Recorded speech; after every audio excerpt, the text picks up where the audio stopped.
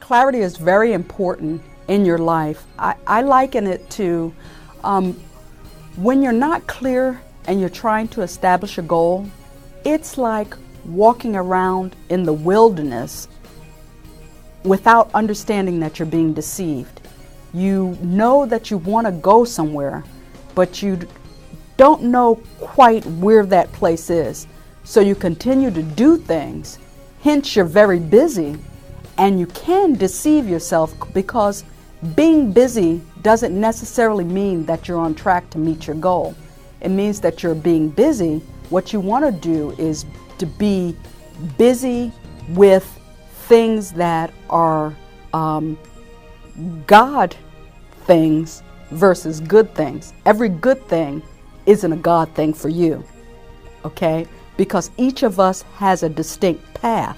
So we have to understand that. We have to understand that it's in my quiet time of understanding that my relationship with God is uniquely different from yours, may look similar, but He could have us, if let's say we're both at a particular conference or class or whatever, and let's say the class runs for 3 months.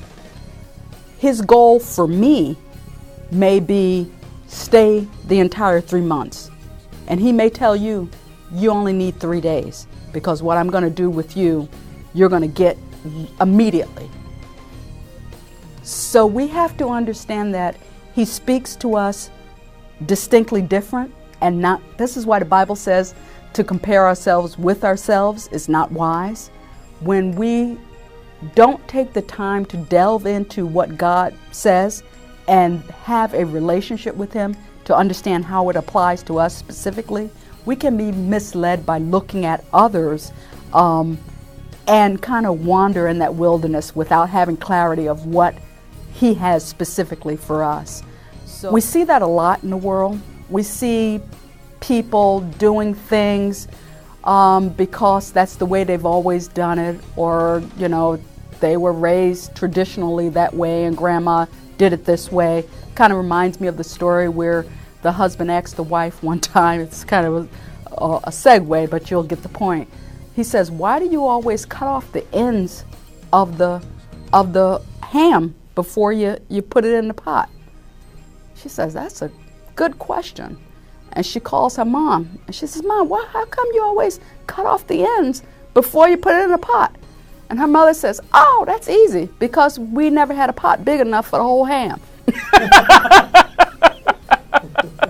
So there was tradition. She kept doing it without a full, complete understanding of what did it mean to her life.